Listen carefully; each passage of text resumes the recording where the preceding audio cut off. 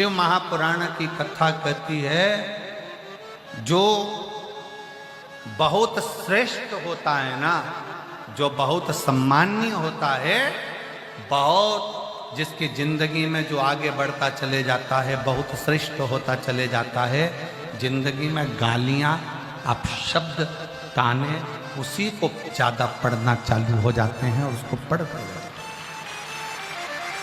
अच्छा एक बात बताओ, सब लोग उत्तर दीजिएगा जरा। बमूल के पेड़ में कोई पत्थर मारता है क्या? जम के बोलो जरा। पत्थर कौन से पेड़ में पड़ते हैं? जिसमें आम लगते हैं, बेर लगते हैं, इमली लगती है, चीकू लगता है, सीताफल लगता है, रामफल लगता है, खिरनी लगती है। पत्थर किसमें मारे जाते हैं? जिसमें फल होता है। कांटे का पौधा है, बमूल का पौधा है, बमूल का वृक्ष है, कौन पत्थर मारे? पत्थर जिसमें फल लगा हुआ है, फलों से जो भरा पड़ा हुआ है, पत्थर उसी पर मारे जाते हैं।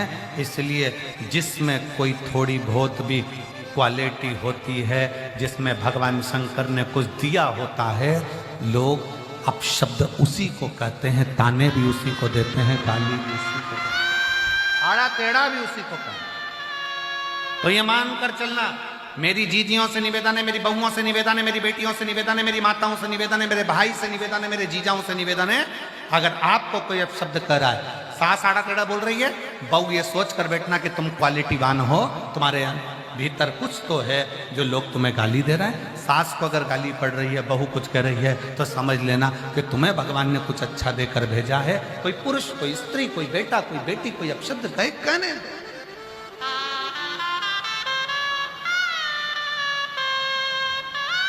तुम तो भगवान के भरोसे चलते जाओ। हम तो बाबा के भरोसे चलते हैं।